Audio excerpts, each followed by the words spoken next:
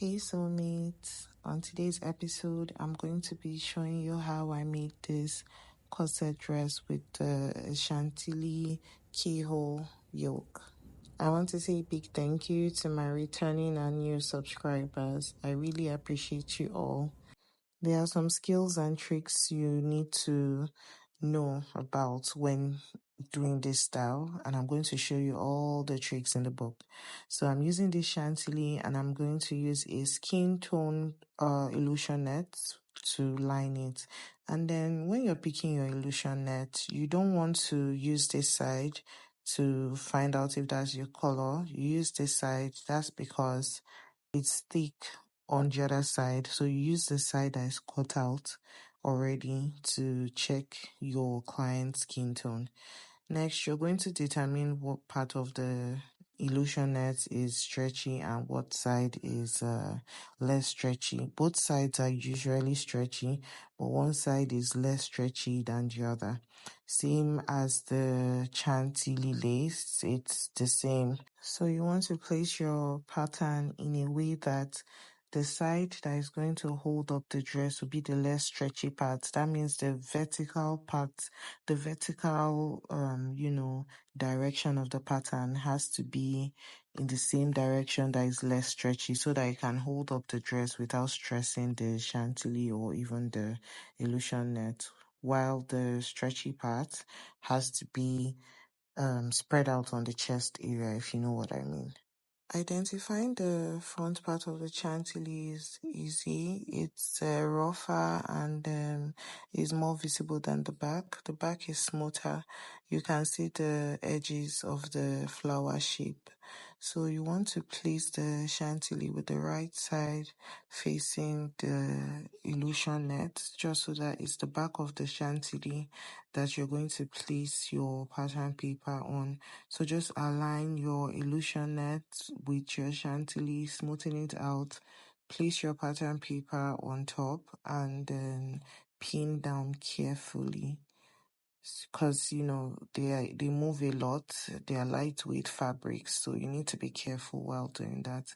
Next, mark out your allowances. Notice that I already added the allowance of the keyhole openings to the paper just because I wanted it to be as accurate as possible.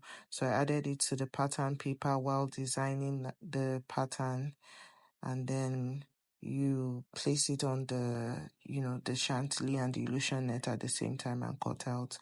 Do the same for the back. I already cut out the illusion net and then I cut out the Chantilly as well. Next, you're going to notch the top of the center back allowance just so you know where it is. In order for us to achieve the keyhole opening on the bust area, the yoke carries the top part of the keyhole while the bodice area of the corset carries the deep V you see at the bottom like this, and it's just a shallow V, but we're going to connect it eventually and it won't be obvious that we connected it or it was cut separately. So people usually wonder how they achieve that keyhole and there's still a corset under. I'm going to show you how to achieve all of that. Carefully create an opening in the center of this keyhole and cut out the shape. That's why I added the allowance to the pattern paper instead of drawing it out on the fabric. So yeah, these are my pattern pieces for the corset itself. I cut out 2 pieces on fold. That's making it 4 pieces when you open it up. Then I also cut out the fabric. I also cut out the facing for the keyhole, which is 1.25 inches wide. This is how I cut out the facing for this particular keyhole area. I placed it on the Chantilly like so, cut out the shape. Then I removed the pattern paper and then I cut out 1.25 inches wide facing, just to use it because I needed it to be as accurate as possible. That's why I placed the pattern paper on the Chantilly so I could get, an accurate facing. Next, went ahead and joined my corset pieces together, the center front to the side front and also the bra cups. I used the 3-part corset cup, bra cup method to create my bust cup just because it really gives the bust cup a better curve than when you just join the darts together at the bust area. So I usually prefer using the 3-part method when I'm doing corset dresses unless I have a reason not to. So this is when you're done with this, you give it a good press so that that part can flatten out. You join the third part, which is the top part, and this is the result. Now to turn your facing, I went ahead and sewed down the facing on the right side. Then I created notches just for that sharp corner to relax, because even though we're going to be using beads to, follow the keyhole shape, you want it to still be as good as possible. You want the opening to not be wider or smaller than you initially planned it out to be on your pattern paper piece. So you just need to, turn it carefully like so. So you fold the facing and then you pin it down. Notice that I'm doing this on the part of the yoke where the illusion net is, not where the Chantilly is, and that's because that's the back. Also notice that I already turned the top part of the yoke with the illusion nets. And the reason we use illusion net to turn the Chantilly is because you need the top part to be turned smoothly and in a clean manner. And using another layer of the Chantilly will just give it a double floral effect. Like the floral design on the Chantilly will now be too much, and then it won't give that beautiful look that the Chantilly was initially supposed to give. Because if you notice on the Chantilly, the patterns are well spaced out. Some of them are close by, like close together. But when you use the illusion net, the skin tone of your client, it doesn't take away from the color of the Chantilly, number one.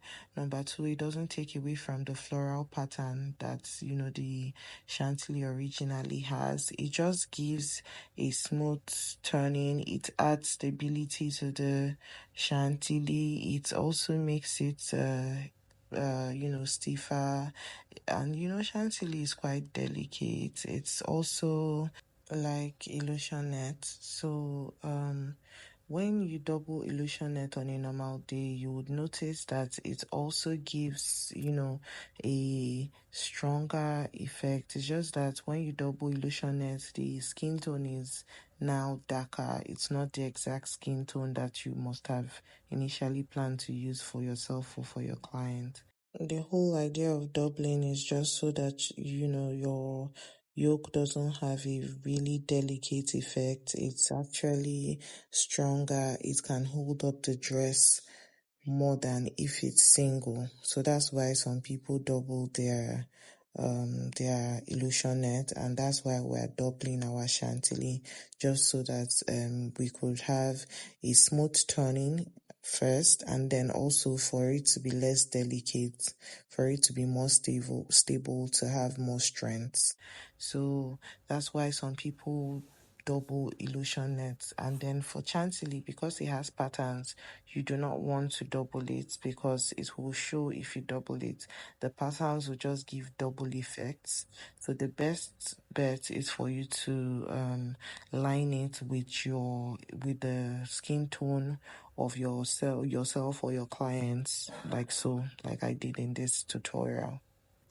Also, when turning the keyhole facing like I'm doing now, I made sure that the joining was more towards the back than the front, because you want to create a smooth effect. Just imagine we wouldn't be beading on this and then the facing is more towards the front than the back, it won't give a neat, outcome. So you want to bend the facing for the seam, that's the joining part, to be more towards the back than the front. And then you go ahead and sew it round like so.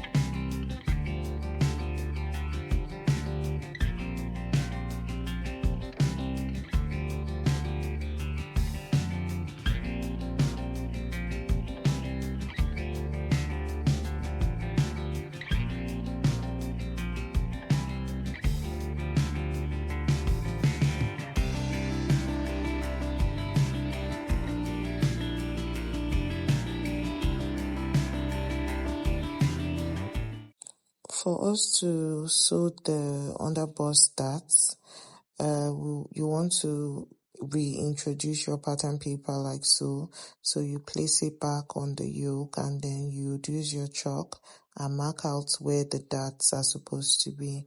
Make sure that the pattern paper is properly placed so that you can get the exact points and places where the darts are supposed to be, because the underbust darts are not straight, they're usually curved like so. So you want to be careful when marking them out, and then you pinch and pick the dart up like this, making sure that you are carrying both the Chantilly and the illusion net at once, and then you pin them together like so. When you pin them, pinning is very important, so I'd advise that you pin as much as possible. Make sure that the dart marks are aligned like so, and then you take it to your sewing machine and then sew down the darts.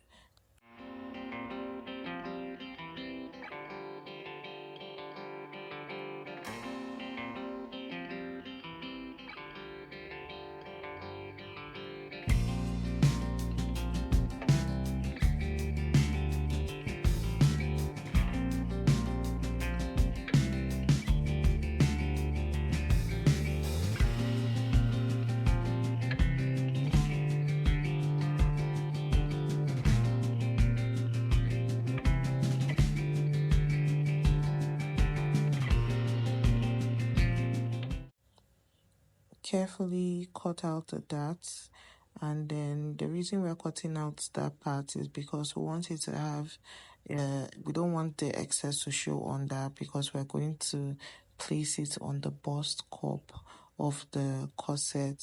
And for us to achieve a clean appearance, you don't want the excess of the dart popping out from the sides. You just want it to almost not be visible. So you take your corset piece like so. I already put the bra up, and then you place it and align the darts. Make sure the darts are aligned. That way you don't have a double dart effect, and then you're sure that you're placing your yoke properly and accurately on your bra cup, just like I did here. So when you get the darts, like when they align, you pin it like that. Then you can now stretch out the rest of the yoke to cover up the bust cup. This is the notch for the waist.